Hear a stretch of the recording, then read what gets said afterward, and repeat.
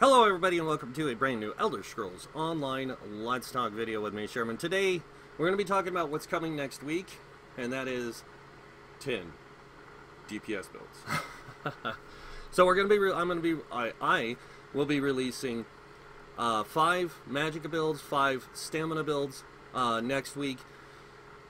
These builds are pretty much builds made for getting you to in-game. Some can be altered and still be in-game viable. These are not competitive in-game trial running builds. They are builds to help you get to that point. If you want to use them that way, you can.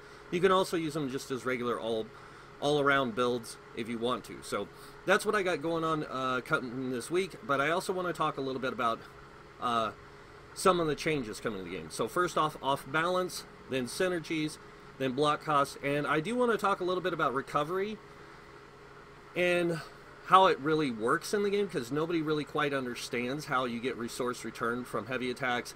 They know how recovery works, but they don't understand how that works in that presence, and I'm going to go over that.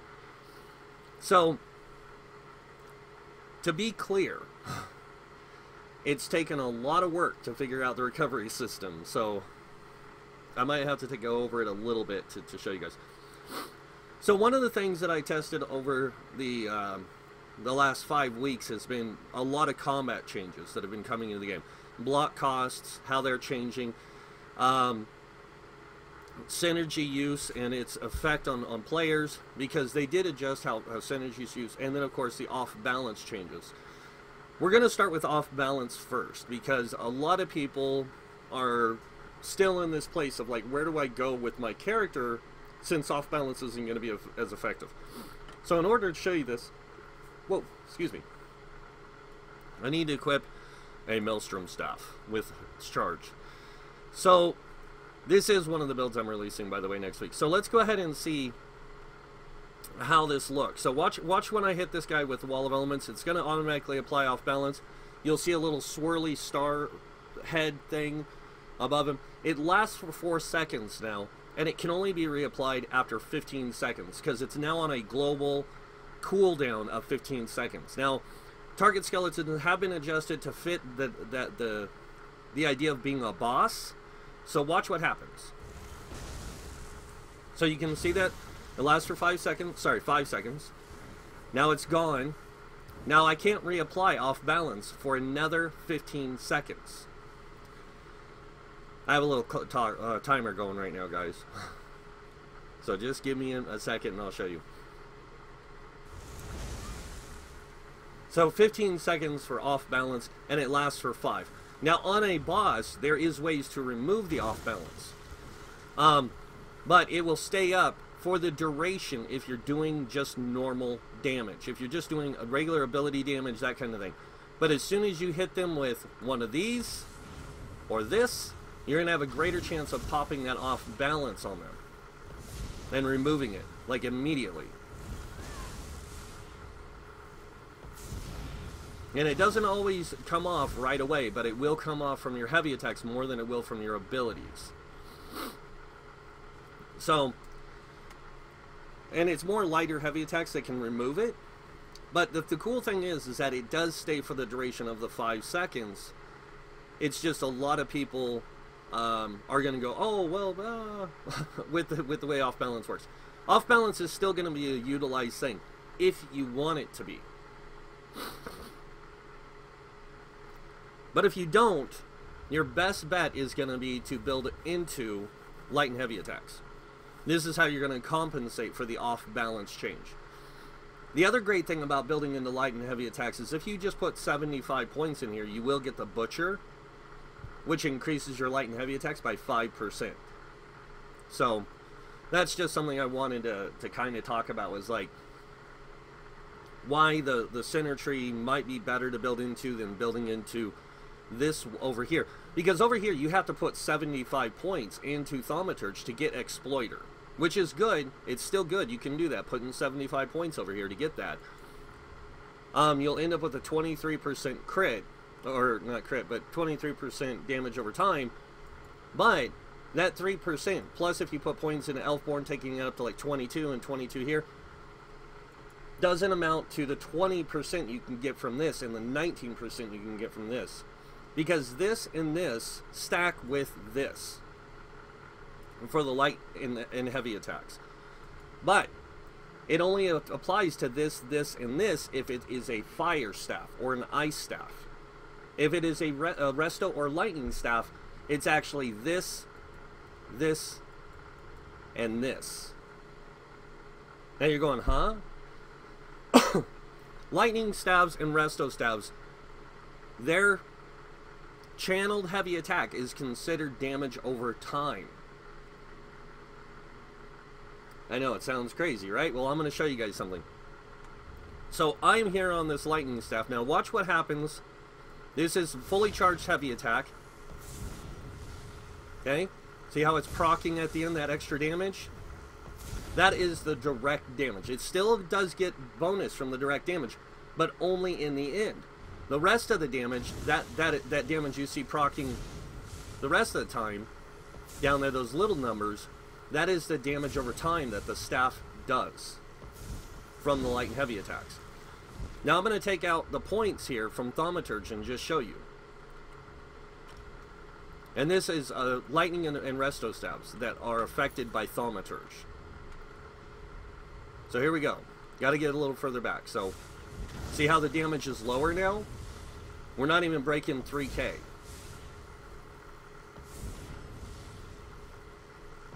And that's because they are affected by Thaumaturge's lightning, or the damage over time. Because lightning and resto both do damage over time through their channeled heavy attacks.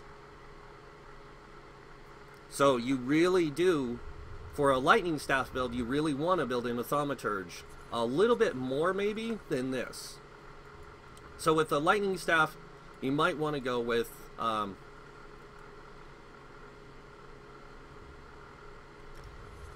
something like this. Oops. Like maybe that, where you get 21% out of this. Or you might want to take this down to like just 20% with 56 points. Leave this like it is. You'll still have 5 points left over. You can put it into here, giving you greater penetration values to increase your damage output. Otherwise, I would just stick to what I have, because it's still going to work out. But if you want that exploiter passive, this is the suggestion I would go with on that.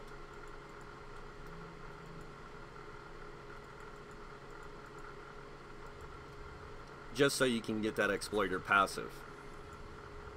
And then I think if you put the 9 in here, is it?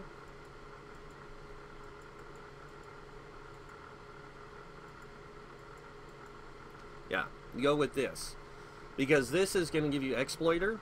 It's going to give you good damage from these two, from your light and heavy attacks. Not as much, but... And then this. Go with this kind of setup because it's going to give you the best overall results. Now, why are we going with only 56 in here and not like 66 or something? The reason why is 2%, it doesn't amount. Now, if it was like, say, 4%, if you're taking this up to where you had 4%, I think that's 80. You have to put like 81 points into here to get 24%. Then you're going to see greater results. If it's 2%, you're not going to notice too much. You will see it, but you won't. It's not a great enough a difference by having like 66, I think it is in here.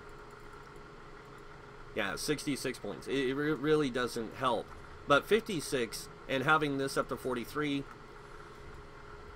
this at 18, this at 17, this at this, you're going to see some decent results. But honestly, the best results I've seen is literally from this.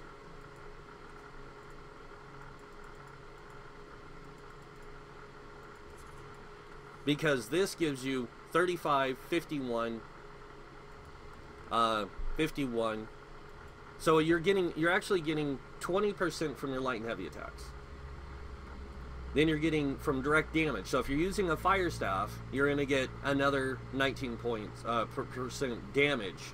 So that is 39% damage. Then if you go over here and you add this, that is 49% damage. or actually it's 59% damage. So, no, actually it is 49. 20, 30, 49. So almost 50% damage increase. Now, if you take this down to, say, 15%, which is 25, you can take this up and this up to 56 each. And this will give you 15%, 20, and 20. So that right there, see? 15, 20, and 10, which is actually less damage. So it's a less of an advantage than this.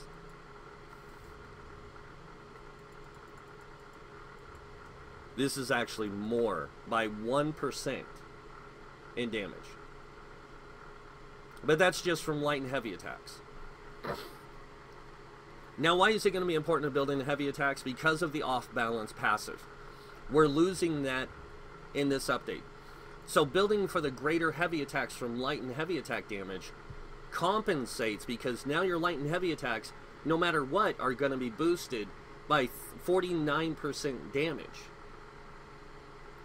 And then when they're below 25% health, it goes to 54% damage.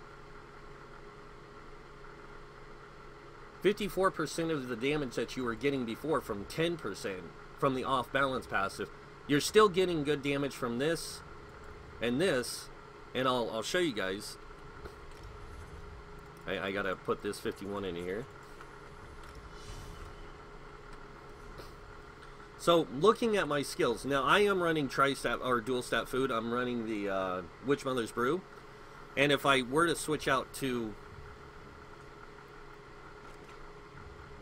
the greater food, now I have 41k or 40k, 41k on the front bar, 40k on the back bar, and we can adjust this value, by the way. You can do that, but you'd have to change, you have to completely respec the build more than this, more than what I'm going to show you.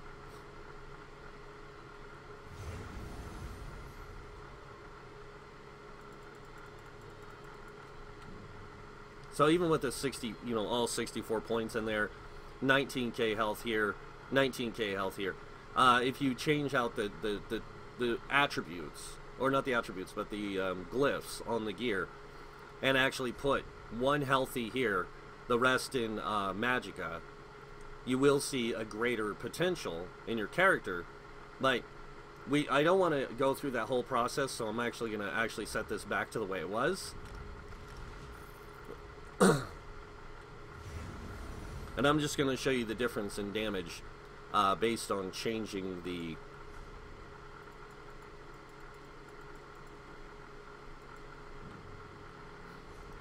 food. So skill wise,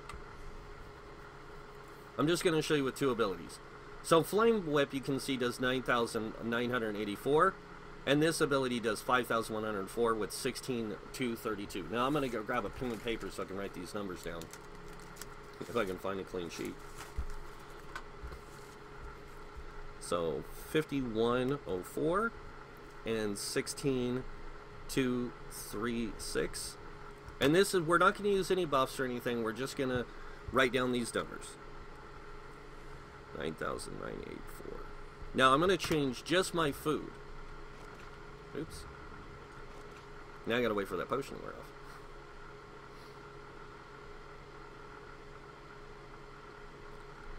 So just changing the food alone, though, you'll see that, like, the amount of damage that changes isn't going to be, like, super massive. It might be like maybe 1,000 points on the Lava Whip, maybe, and on the other one it's going to be a lot lower. So go ahead and open this up. We're going to wait for this to run out.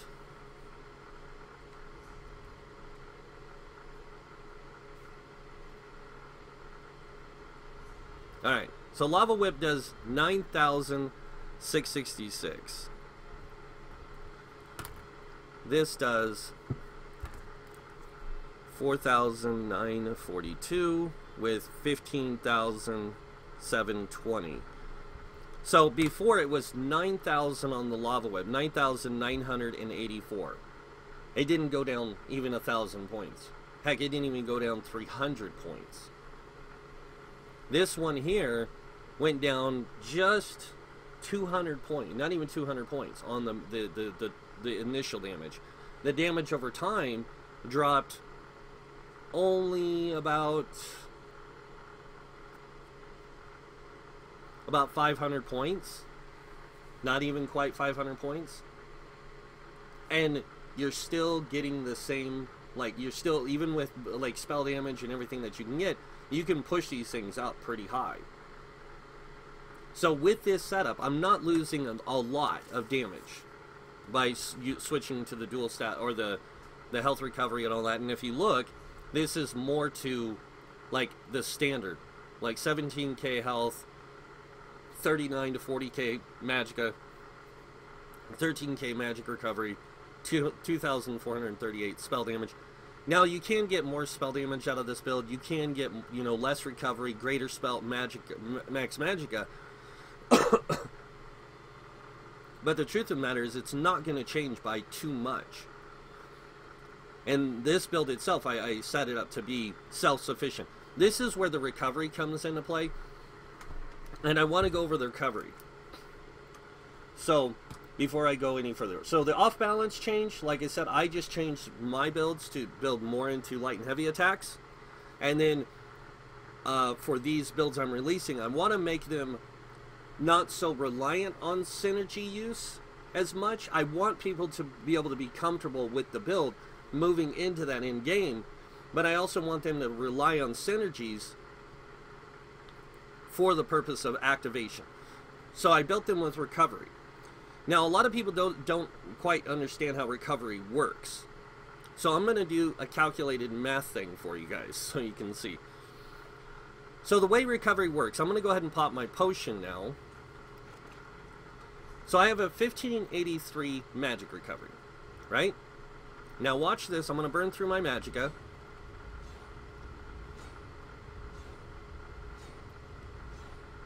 Now the way recovery works is every 2 seconds you are getting so much magicka back. Now watch how much I get. So that was 4k. That was 4k. That was just over 4k. I'm getting 4k magicka back with my heavy attacks, and it's because of the things with the recovery from the pots. So I'm still getting the 1583. It just went away, but I was still getting that 1583 for the duration of that those heavy attacks. I was getting roughly 4k back. So right here is the calculations. 1583. Now the way heavy attacks work is, with 1583 and the base recovery of 30% that you get from doing a heavy attack, your resource return is increased by 30% by that heavy attack. Then you add whatever you have in tenacity in your champion points. So for this build, I have 10%.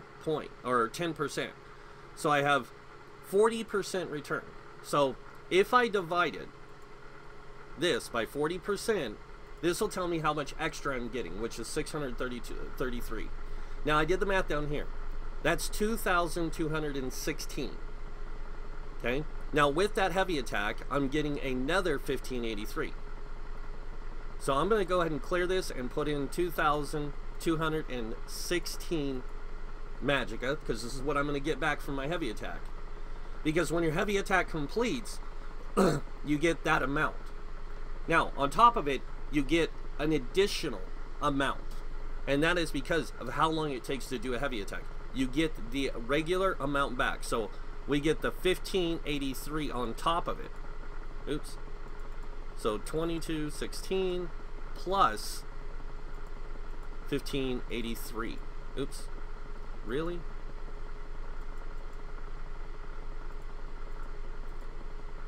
$15.83 equals 3,799 magicka. Almost 4,000 magicka every heavy attack. Now, this number here is my base without any recovery. This just baseline stuff.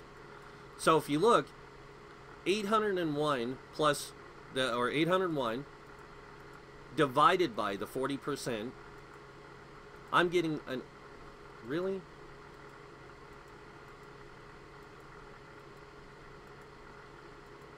Is 320 extra. That comes out to 1,121. Now, when you add the 801, I only get 1,922. Only 2K Magicka back. Now, this other math formula up here is for a healer. So a healer, on average, gets 2,159. That's their average most healers have for recovery. Then you got to think, they get their 60%, or their 60 or 74% resource return, because Resto Staff gives you 30%. You have a baseline of 30%, that's 60. On top of that, you get another 14% from your champion points, that's 74%. So if you do the math, it gives you 1,609 extra Magicka for that 74%. That's 3,768. When you add that with the 221,000, you get 6K back from your heavy attacks.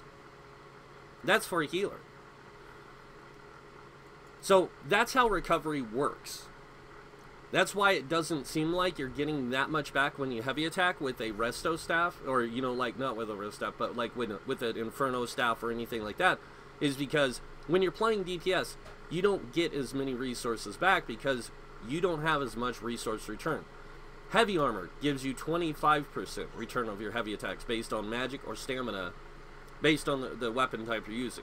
So if you're using staves, you get Magicka back. If you're using melee, you get stamina back, but you get 25%. Now, if you take the baseline of 30, 25, that's 55, and then you add 14% from whatchamacallit, it's 64%. Or 69%, sorry, 69%. That's almost as much as a healer gets back. Now let's do this. Let's say a tank has 1,500 stamina recovery. Oops. Oh my god, really?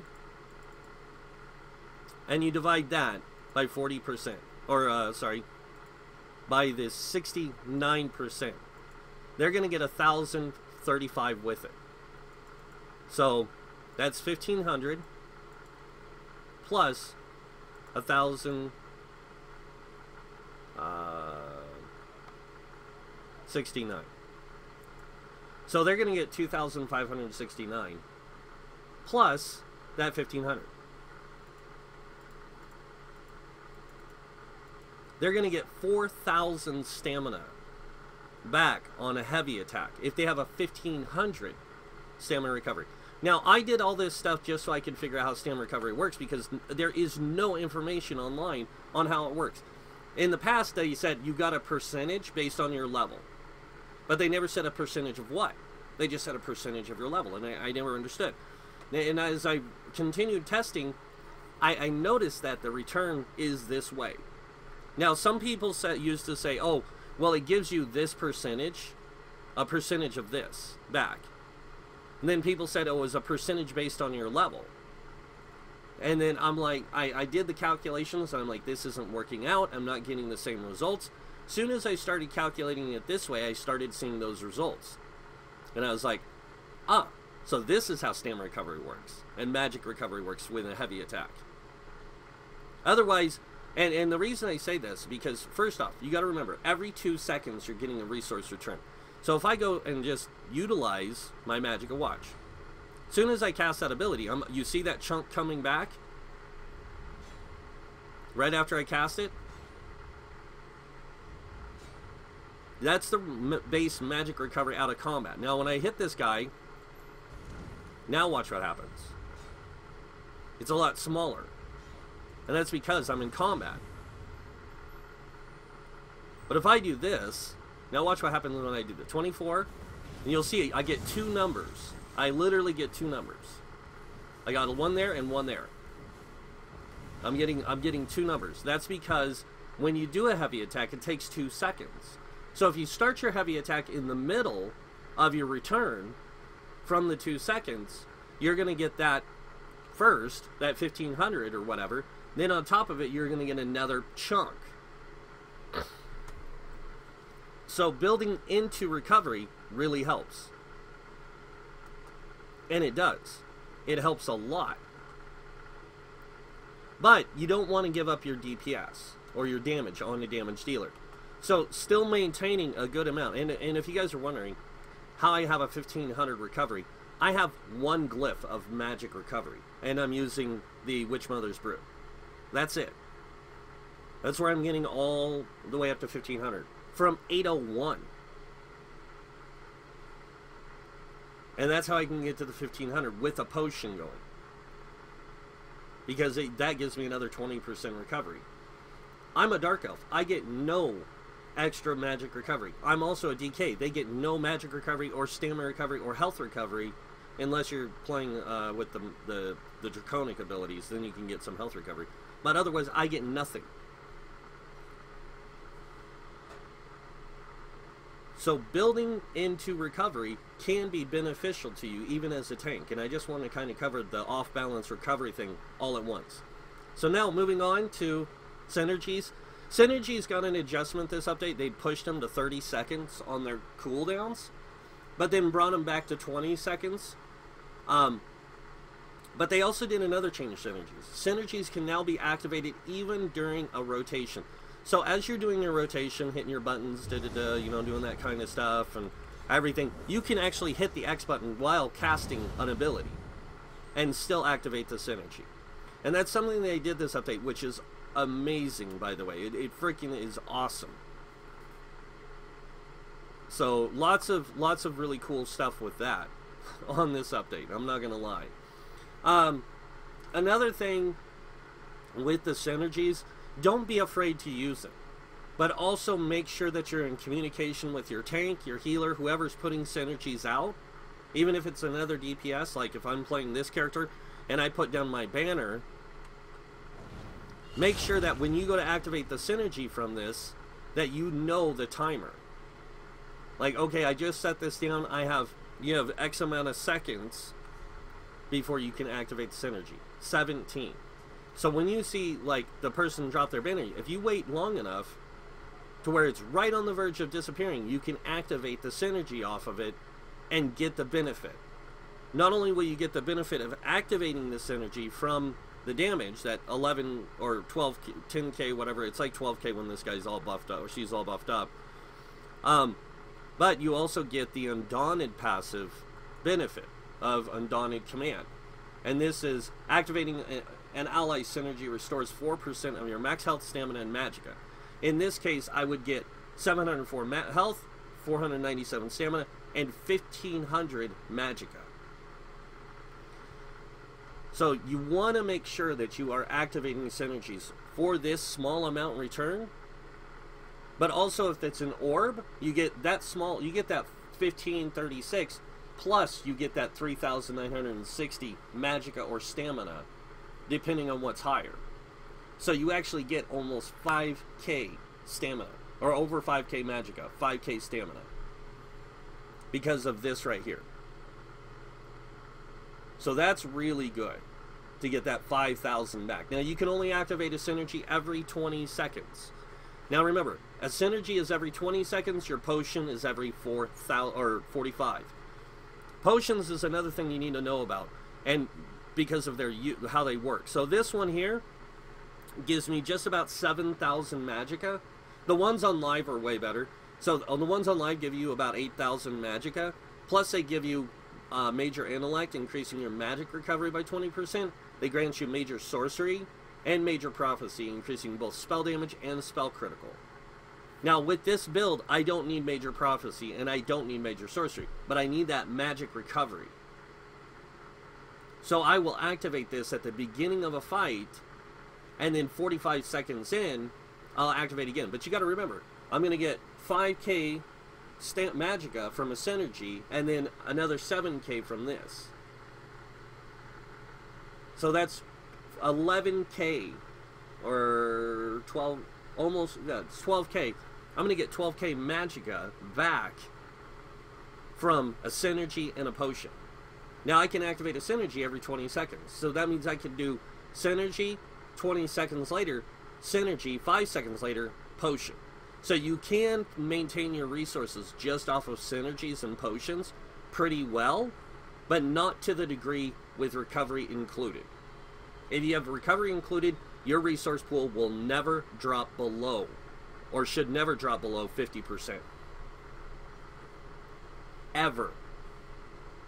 So this is why synergies are good to use along with potions and stuff. Orbs are very important. Spear shards are also just as important.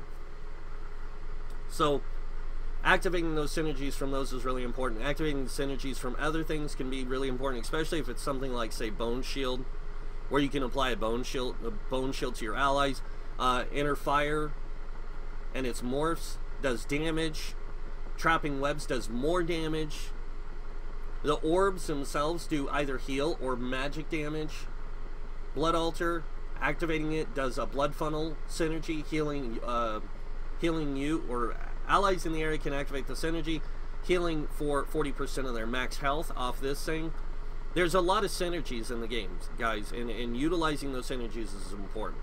So that's why they made those changes. Now we're going to talk about block costs, and that's where we're going to end this off. And I'm going to try and settle down this sound.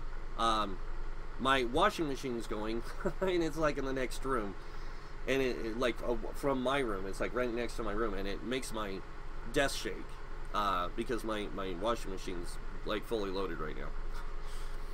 So I'm holding my desk. But I do want to go over the block cost changes. So if you guys didn't know, and they did a write-up on the website, and I even quoted it, where they were talking about block cost changes. Prior to Dragon Bones DLC launch, which is tomorrow, which is where I'll be releasing all these builds, off balance, or the block cost is going to change. Before, with full sturdy gear, full block cost reduction on jewelry, you could get down as low as 88 stamina cost for blocking. Now, in the new update, the most you're going to be able to get from that is 336. Now, the reason they said they made this change is because the average tank, which isn't a new player tank, this is an average tank, normally would run 4 sturdy or 5 sturdy and maybe 1 block cost reduction. Maybe 1. Versus the in-game top tier tanks that are running all sturdy, all block cost, and getting the 88 cost versus their cost. Now, yeah, in some cases it could cost a tank 2,000 or even the average player 2,000 a block.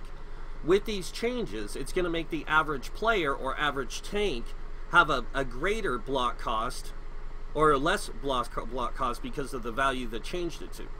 And this is good. But you do not have to block every attack as a tank. You don't. Now, in some encounters you do. Like when you're tanking the axes, you have to tank them and block everything. So maybe having an extra set of gear with block cost reduction on the jewelry, you know, maybe the pieces, instead of having infused like head, chest, and legs, you can go sturdy there so you can get the greater block cost.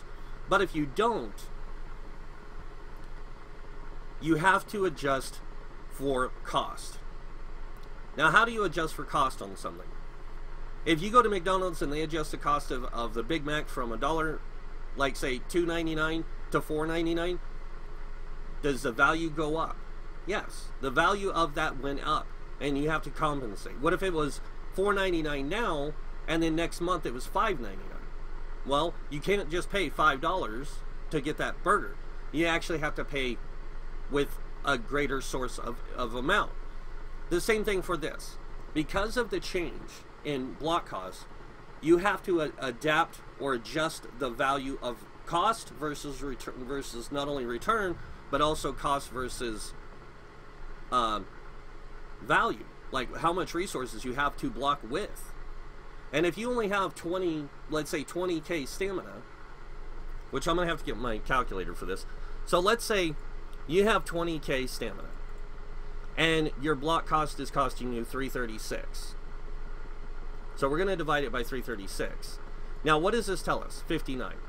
This tells us we can block 59 times.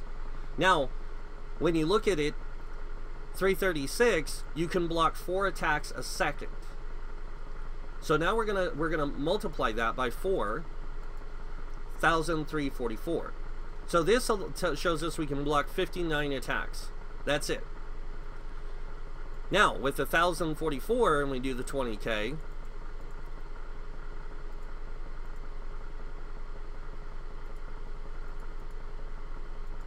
we can block a total of 14 seconds. That's it. Now with the block cost that I have on my tank, where I'm running 4 sturdy, with all the other things, my block cost is 788. So if I do the math correctly, if I had a 20k and I divide it by 788, I can block 25 attacks. Now, if I do that 788, and that's on live right now, and I divide it by, or I times it by 4,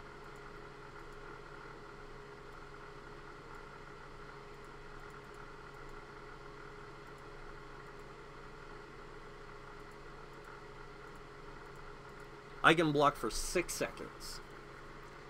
When the new update comes around, my block costs are actually going to go down versus the ones running all sturdy and all that kind of stuff. Their cost is going up. Mine's going down. Mine goes down to 642 in the next update. So I'm just going to times it by, or do the 20k again.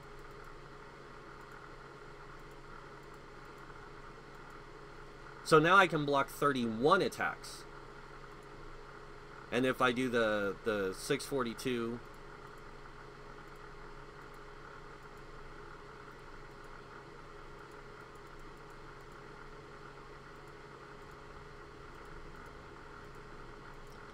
now I can block for 7 seconds. That's if I'm perma-blocking. Now, you got to think about this. The average tank, 14 seconds of blocking, and you're getting synergies every 20 seconds. Now let's say that we're talking the meta. They can get 990 back per cast of Obsidian Shield. If they cast this every 2 seconds, let's say, while they're blocking. We got to divide this in half. 495, and they're doing it every 2 seconds. So they're going to get, they would have to do it every 2 seconds to get 495 back. Now you got to remember, their block cost is costing them 336. And they're going to get this back. So they can cover the cost of blocking every 2 seconds. Pretty much. And they can keep their stamina pool at full. But that means no heroic slash, no low slash, or no pierce armor. So they're going to lose their taunts, because they also have that resource going out. With the resources going out and what they have coming in, they don't have enough. So having a 20k isn't going to help. But they do have Battle Roar. So DKs have an ability called Battle Roar, which gives them stamina, magic, and health back whenever they activate an ultimate. Well, on average, it takes a tank 30 plus seconds to generate enough ultimate to get Warhorn off. So they have 20 seconds for synergies, 45 for potions, and roughly about 30 seconds for this. 20 seconds activation of synergy, 10 seconds later they can do Battle Roar, 10 seconds after that they can activate a synergy, 5 seconds after that they can activate their potions, and then 15 seconds later they can activate Battle Roar again. So this is why a lot of people play DKs. They're just really simple to manage. Now playing an Argonian also gets benefit from using potions. So a lot of people play Argonians for that purpose. But they're actually getting more resources back than what they need, because You don't need that much coming in. Going out is a different story. And that's why I was showing you these calculations. Now, look at this. What if you raised your stamina pool to 25? So we're going to divide this by 336. You can block 74 attacks. That is way higher than 59. And if you do the 336 divided by the times 4,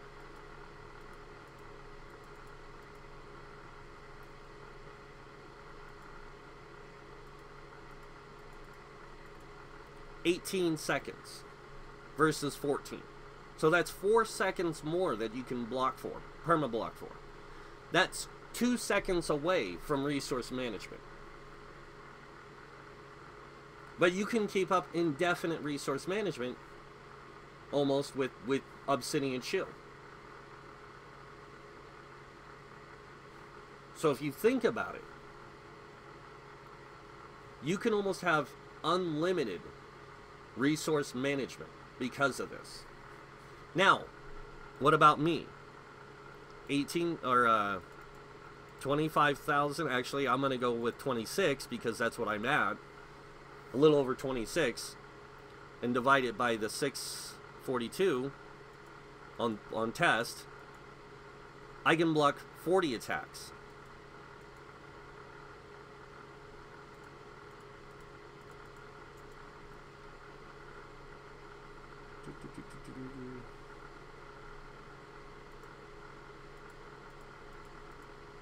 And I can do it for 9 seconds now, up from 7. So I get 2 more seconds also. But I do active blocking. That means I only block what I feel is necessary to be blocked. I don't block light attacks. I don't block heavy attacks from enemies.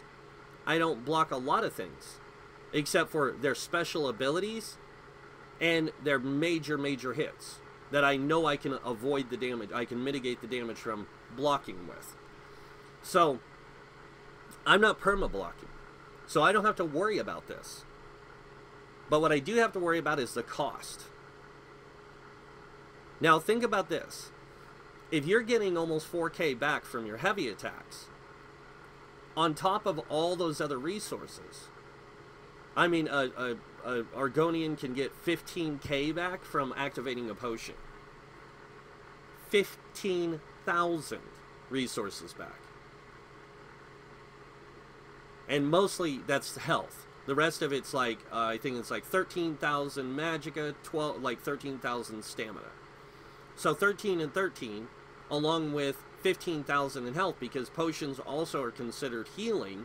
So when you activate a potion that gives you health, it's going to give you greater health return, because you have healing effect and healing done.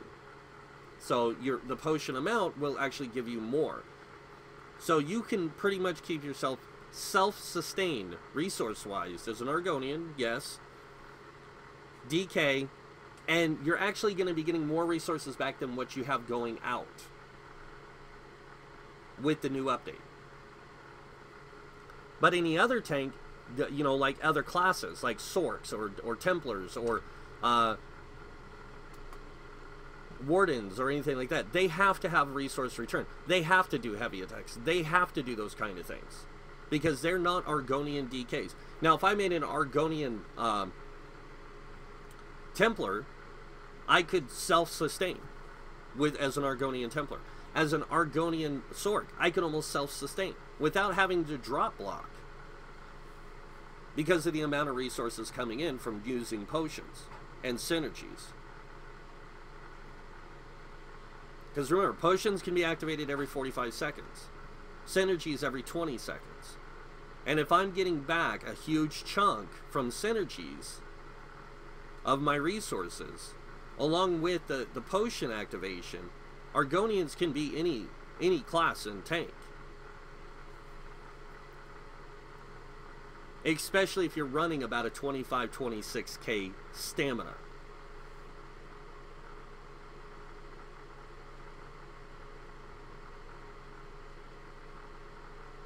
And that goes for in-game. Now, any other race has to heavy attack. So that means you have to drop block. You have to heavy attack. This is where your healers have to be more than just support characters. And they actually have to play the role of healer. This is where you need that high burst heal. And you need those dot heals. Not just healing springs and breath of life. I'm talking actual heals. And you need to have them be very consistent in order to keep your group alive. This is where the healing orb can come into play. This is where using like rapid regeneration comes into play, or using ritual of retribution on a Templar. Having dot heals applied constantly really can save your group a lot of problems. And just like when playing a DPS, you want to build into recovery, even health recovery, because you want that healing received to be bigger. So building into that, even as a DPS, is going to be really important. Because you need that health coming in. You need those heals to hit you for more. Because you're not wearing 5 pieces of heavy armor where you get 8% healing received. You're not a DK who can get 12% healing received. Or a Templar who can get 8% healing received. Or a Warden who gets, healing received. Or an Argonian who gets healing received. And healing done. You don't have those tools.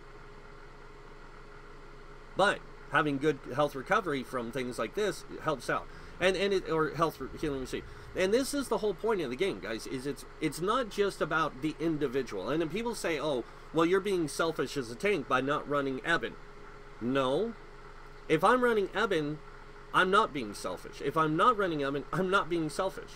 I'm choosing not to run Eben to give me the greater advantage with the race I'm choosing to play, so I get the greater benefits to be a tank as a different race. There's only certain races that can really symbolize off of using Eben armor. If I want to be a main tank and I want to be a Dark Elf, I can't run Eben armor unless I'm running another set that gives me a lot of health, to where I can maintain my blocking and everything else through my stamina, and have Magicka there for Magicka purposes if I need it. And that's what a lot of people are misunderstanding about a lot of things when it comes to in-game. In-game is not about being competitive or scores. In-game is about completing the content. If you're concerned about being competitive, then you're competitive. That's not in-game. That's part of in-game, being competitive. Just part of it. Not all of in-game is about being competitive. That's competitive in-game. There's still in-game play that can be done without being competitive.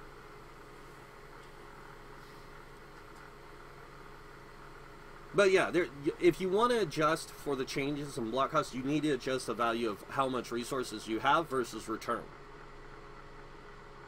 And if you have lower resources, it's easier to return on. But you have those lower resources, it's going to cost you more to block. So you have to adjust.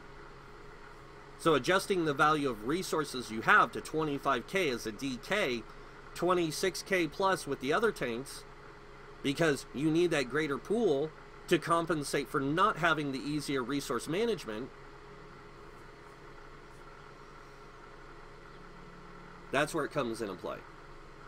That's why it's important to know your character, and to know your class, and to know your role.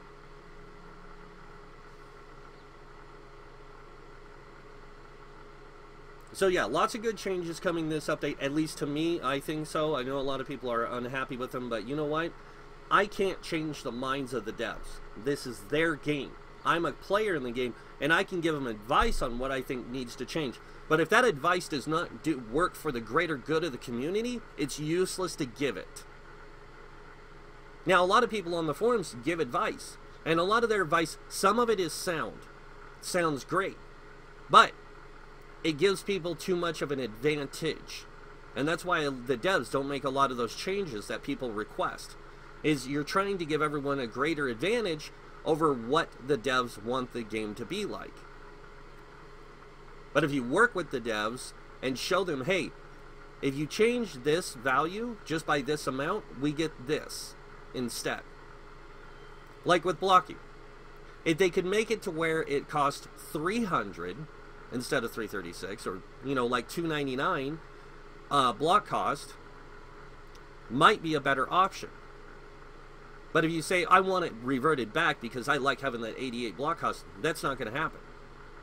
But if you say, look, if you can show them true information that says, hey, if we do this with the block cost instead, if you guys do this, like make it to where it's the cost of blocking is 1,800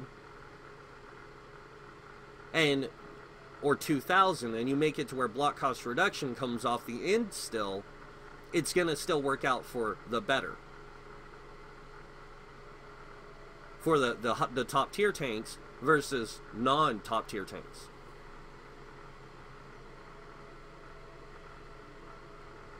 But if you sit and just kind of show them, instead of saying, hey, I want this reverted back, or hey, I want this to be this way because it's going to give me and the people that play this build a greater advantage, that's not giving them advice. That's telling them what you want. And they're not going to make a want change. They're going to make a change if they feel it's necessary to the game's overall player base. Not just one group. But yeah, that's it. That's what I had to say with this update, or with these videos, or this video. But also, guys, remember, these builds I've got coming out are not competitive in-game builds. They are just builds to help you get to in-game, and there is some adjustments you can make to them just in-game viable, to where you can just play them at in-game. So, this is one of those builds. So yeah, but I've been having a lot of fun on PTS. I want to thank the devs also for the great time I've had and experience and knowledge I've gained from being on PTS these last almost year, because it's been really great to be able to use the tools that they give us to test with. But yeah, that's pretty much it. So if you guys like this video, hit that like button. If you guys want to see more videos by me, or just want to see the builds I have coming out this week, go ahead and hit that subscribe button. Other than that, I want to thank you all for watching. Until next time, have a wonderful day, and this guy might see you in game. Bye.